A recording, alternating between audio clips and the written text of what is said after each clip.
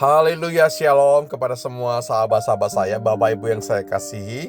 Mari bersama-sama kita bisa melihat tentang tanda zaman, bagaimana keadaan manusia menjelang akhir zaman. Inilah yang sementara terjadi di sekitar Anda dan saya. Ya, firman Tuhan dalam 2 Timotius pasal yang ketiga, saya akan coba baca mulai ayat pertama. Begini bunyi firman Allah. Ketahuilah bahwa pada hari-hari terakhir akan datang masa yang sukar. Manusia akan mencintai dirinya sendiri dan menjadi hamba uang. Mereka akan membual dan menyombongkan diri. Mereka akan menjadi pemfitnah. Mereka akan berontak terhadap orang tua dan tidak tahu berterima kasih, tidak mempedulikan agama. Sampai di sana terlebih dahulu. Bapak Ibu saya kasihi, inilah sementara yang terjadi di sekitar kita. Ketahuilah bahwa pada hari-hari yang terakhir, semua kita sependapat. Kita berada di hari-hari terakhir, bagaimana kedatangan Tuhan yang kedua kali. Tentu dalam hidup kita yang perlu kita persiapkan adalah berjaga-jaga. Kita mawas diri, kita berjaga-jaga supaya ketika Tuhan datang itu, kehidupan kita tetap terjaga, iman kita terjaga, bagaimana kasih kita terjaga, bahkan kepercayaan kita tidak berpaling darinya. Kita tetap fokus mengerjakan apa yang Tuhan mau. Tapi yang terjadi hari-hari adalah manusia akan mencintai dirinya sendiri dan menjadi hamba uang.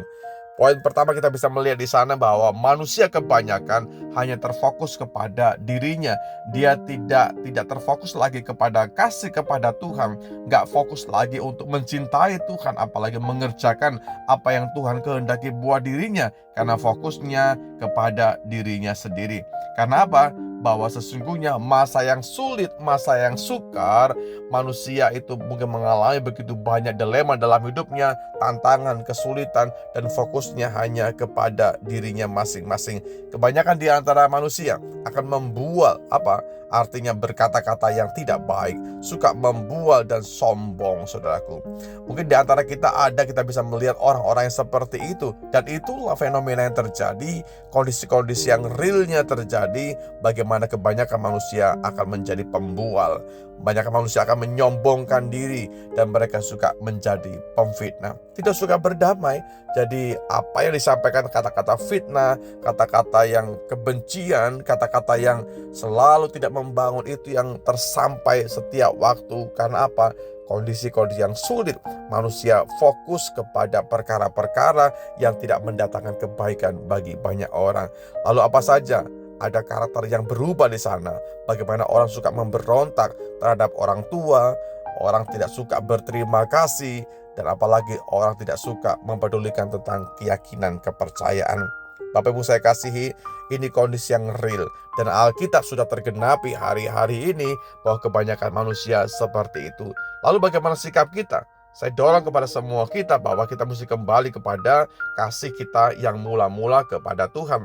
Kita mesti kembali kepada bagaimana cinta Tuhan yang besar itu menguasai hati dan kehidupan kita, sehingga kita tidak fokus kepada perkara-perkara yang fana, tapi kita fokus kepada perkara-perkara yang kekal, yang Tuhan mau, yang Tuhan kehendaki buat kita. Fokuslah kepada kasih kita kepada Tuhan, cinta kita kepada Tuhan. Lalu bagaimana fokus juga kepada apa yang Tuhan kehendaki buat kita untuk kita kerjakan di hari-hari ini. Sekalipun banyak orang menjadi pembual, kita tidak demikian. Kita akan menjadi pemberita kabar yang baik.